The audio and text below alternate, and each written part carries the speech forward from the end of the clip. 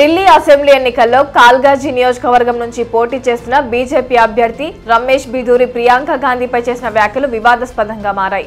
ఎన్నికల ప్రచారంలో భాగంగా జరిగిన ఒక సభలో మాట్లాడుతూ ఆయన తాను గెలిస్తే నియోజకవర్గంలోని రోడ్లను కాంగ్రెస్ నేత ప్రియాంక గాంధీ చెంపల్లాగా నునుపుగా మారుస్తానని అన్నారు.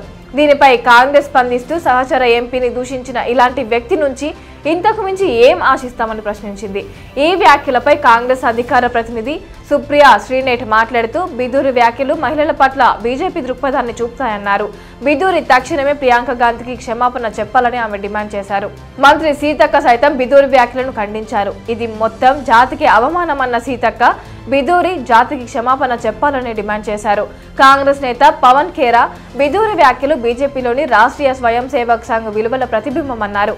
బీజేపీలో పై స్థాయి నుండి కింది స్థాయి వరకు ఇదే జరుగుతోందన్నారు.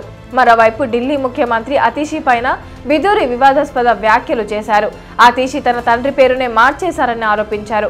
ఒకప్పుడు మార్లేనగా ఉన్న అతీషి ఇప్పుడు సింగ్ అయ్యారని, ఆమె తన తండ్రినే మార్చేశారని అన్నారు. బిధూరి వ్యాఖ్యలపై ఆప్ అధినేత అరవింద్ కేజ్రీవాల్ మండిపడ్డారు. బీజేపీ నాయకులు సిగ్గు లేకుండా అన్ని హద్దులు దాటేశారని ఆయన విమర్శించారు. ఒక మహిళా ముఖ్యమంత్రిని అవమానించడాన్ని ఢిల్లీ ప్రజలు సహించరని హెచ్చరించారు. రమేష్ బిధూరి వ్యాఖ్యలను ఆప్ ఎంపీ సంజయ్ సింగ్ కూడా ఖండించారు. బీజేపీ నాయకత్వంలో ఢిల్లీ మహిళలు సురక్షితంగా ఎలా ఉంటారని ఆయన ప్రశ్నించారు. ఇలాంటి నాయకులకు అధికారం దక్కితే ఢిల్లీ మహిళలకు గౌరవం, భద్రత ఉంటుందా అని సంజయ్ సింగ్ ఎక్స్లో ట్వీట్ చేశారు. తన వ్యాఖ్యలపై అన్ని వైపుల నుంచి విమర్శలు వ్యక్తం కావడంతో రమేష్ బిధూరి వెనక్కి తగ్గారు.